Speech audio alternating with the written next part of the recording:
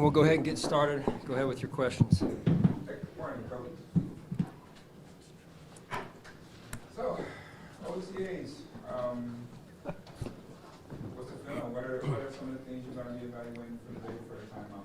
Would you look at it different? Would you go back to looking at it as a defensive coordinator in some phases of it? Yeah, I mean, with the added responsibility there, looking at it through not only a holistic lens, I guess you could say, but also specific to the defense. But also trying to stay in tune to what offensively we're trying to get done on the plays that we ran yesterday. We'll run again today, and it's fun to get out there again and coach, just as a coach, not just with the added responsibility, but just as a coach overall. Good to work together with the new staff pieces that we put together and see some of our new players out there, Dalton being one of them, and some added guys from free agency as well. Sean, these workouts are always that. Go ahead, John. Good to see that you're feeling better since the last time. I appreciate it. Demar Hamlin, is he participating? And there are incremental steps. What's it like to have him on the field if he's out there? Yeah, he has not been practicing. We're just going to continue to take it one day at a time, and just support Demar every way possible. Is he still in the building working for the side, just not out of practice, or? Yeah, I mean, I'm not going to get into specifics where he is at what hour, but he's in the building working and taking it one day at a time. This is part of just the slow progression to get him back. You're just taking it one day at a time. Yeah, one day at a time. Sean, in reference to your first answer, with the added responsibility of defensive coordinator, and these workouts are always valuable, right? But is that accentuated with whatever new wrinkles you might try and put in, and the fact that there's a competition at the middle linebacker position to kind of bring all of that together on the field? Adam, sorry, this kicked on. Oh, that's okay. You're saying? I guess, is there added importance to these workouts based on the fact that you might be trying to put some new wrinkles into the defense, and you've got a competition at middle linebacker in the midst of all of it? Well, I mean, there's it's every offseason. You look at your team and you're saying, hey, there's different challenges every offseason, and the challenges specific to this offseason are some of what you mentioned with the middle linebacker position and other positions that are we may not have called an incumbent player at that position or two, and but that's just the nature of every offseason and how you try and bring the team together and the challenges that you have. And I think that's also the fascinating part about the job also is how you solve some of the challenges you have, and then players as it relates to roster spots or a starting position, in this case, stepping up when given an opportunity and see what they do with it. So I think that's part of the fascinating part of the job, and really one of the joys of being a coach is watching young players step up when there's an opportunity. Sean, how have you been, or how will you be practicing, maybe operationally, how it's going to work with you calling plays during this mini camp and OTAs period? Yeah, so again, just grateful for a great staff that I have around me, supporting me, and just different assignments for me during the practice at times now, and not holistically, but from here and from time to time through practice, I'm in a different position than maybe I was before, just because I need to be there. So again, having that staff around me, different people taking my role, and for 2 minute, for example, Coach Smiley, usually I'll spot the ball and dictate how that flows, but Coach Smiley now takes over that job, and that's been fun to watch too, and it also gives guys an opportunity to experience a different position and grow a little bit on their own.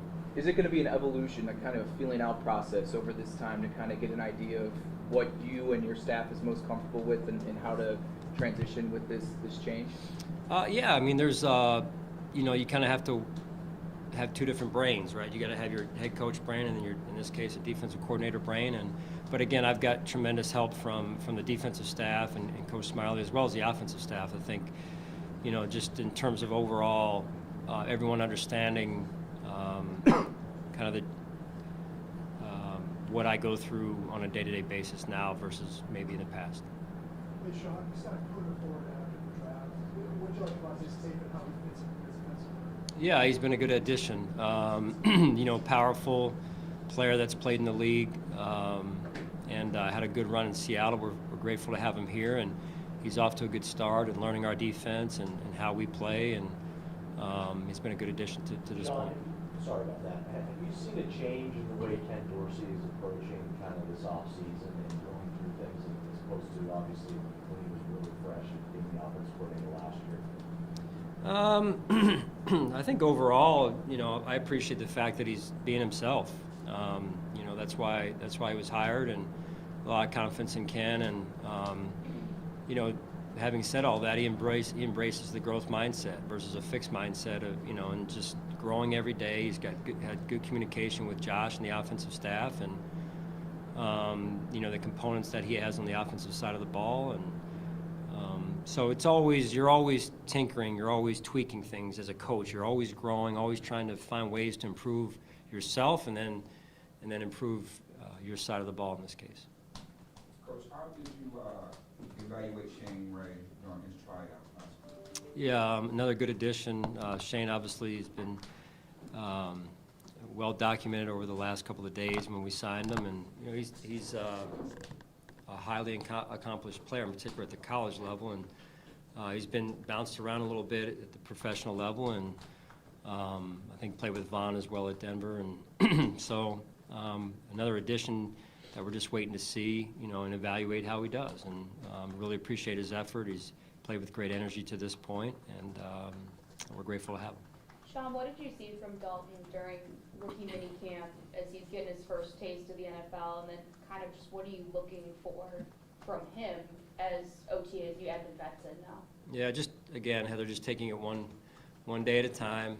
I know expectations sometimes soar with perception and all those types of things, and I think that will all quiet down, and the best thing we can do is just get Dalton into a nice routine, and he can be himself and learn the offense, and just take it one play at a time, in fairness to him. So, but just happy with what we've seen to this point. Looks like he's got a good feel for things, and eager to learn. With Dorian Williams specifically, what did you like about him, and where kind of do you see him fitting? What do you have one spot being kind of talk some about that, but where do you kind of see him? Yeah, right now he's playing the middle linebacker position. He's learning that.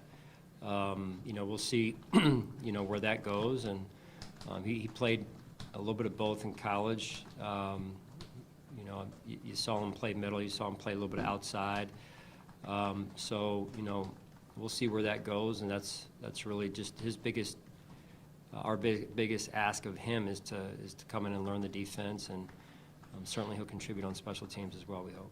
I know that you evaluate these guys in the draft, and you like certain things about them, which is why you bring them on, Coach, but is this also the time of year where you realize maybe they can do some things that maybe they didn't, and that's kind of cool and surprising, and how you can kind of adjust your thinking as a play caller? Yeah, overall, I think it was Adam that asked the question about the middle linebackers. That's part of the evaluation. Is we threw some things at them yesterday that I asked Ken to put in there, or he wanted to put in there, and I said, yeah, gave him the green light, let's do it, because it puts pressure on the defense, and I think that's good to see how certain players respond to those challenges and those opportunities, really. And but yeah, just overall, just trying to bring everything together, and look, at the end of the day, it's shorts and T-shirts and helmets. So that, I've been fooled before by guys that show up this time of year, and when the pads come on, they don't show up when the game's really played in a physical manner. So I think you've got to be a little bit patient right now in terms of over-evaluating and coming to a conclusion on a player too fast, because the game is the game, and height, weight, speed is height, weight, speed. Sean, do you feel like Josh has another step in his evolution as a quarterback, and what are the sorts of things that he can take to another level? Yeah, I mean, Josh is obviously an extremely talented player, athlete. I'm sure that maybe there were some baseball scouts at the home run derby, at Micah's home run derby. I know if I was a scout and hearing that ball come off that bat and watching what I saw, I'd be pretty curious, let's call it. But overall, I just think that Josh taking his game to another level really means, being a great decision maker. We've talked about before this offseason, and it's been talked about, adjusting his style of play enough to keep himself healthy and to play smarter at times as well. And then I just think the overall approach to the game. I've seen a different Josh this offseason. Not that it was bad before, but he's got a new sense of focus, I would say, and determination, which is good. What were some of the things you liked when you scouted the game that made you happy about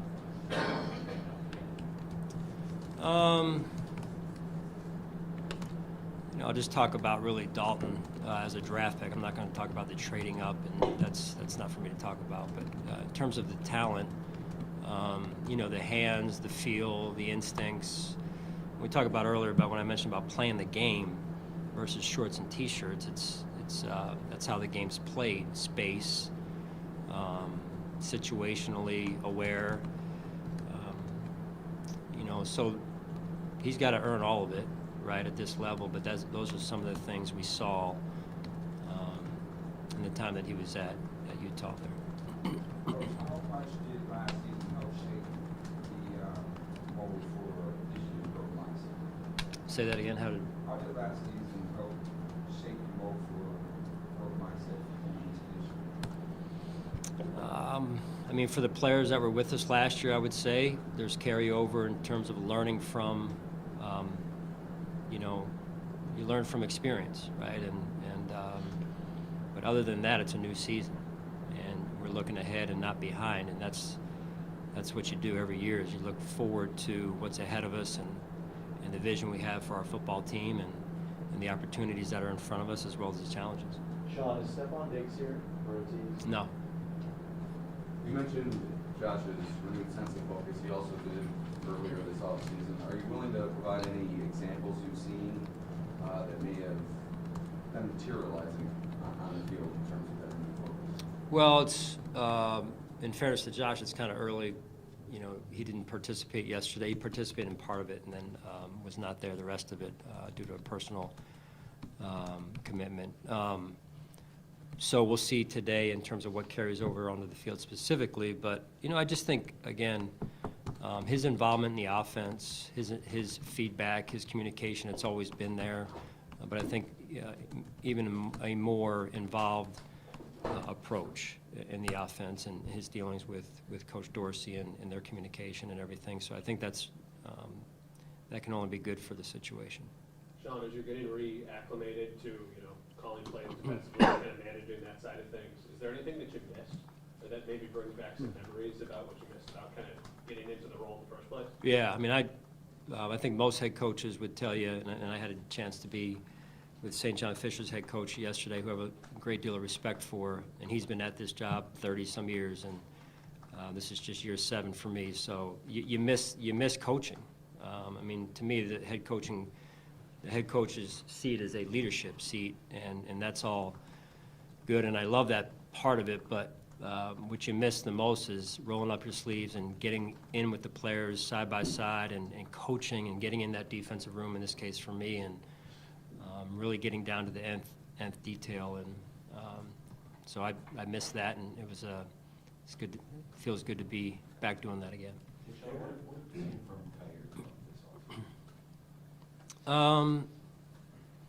Kair's always been a pro, and which is unusual to say that because most rookies come in and they're not necessarily wired that way. His habits have always been winning level habits, and I think this offseason, though, being able to, for Kair, watch him settle in a little bit to the NFL and the offseason routine and adjusting his habits to meet kind of the NFL calendar, and I think he's done a real nice job of that. About Tre'Davious White having a full off season ahead of him now, how important do you think that's going to be for him? And do you see maybe some added energy from him having this ability to go through the full off season into the regular season? Yeah, Trey has had a tremendous off season. Anything Trey does doesn't surprise me. I remember the player that we drafted and the person, and he's just wired the right way. And, he faced a huge challenge last year, and to watch him work through that, and then to take it to even another level this offseason from what I've seen. It doesn't surprise me, but I also don't take it for granted. He's a heck of a person and a heck of a player. Sean, this might be too general a way, excuse me, to ask this question, but can you describe what you want to bring to, add to, or enhance in the defense this year in terms of how it's executed or whatever as you take over calling it?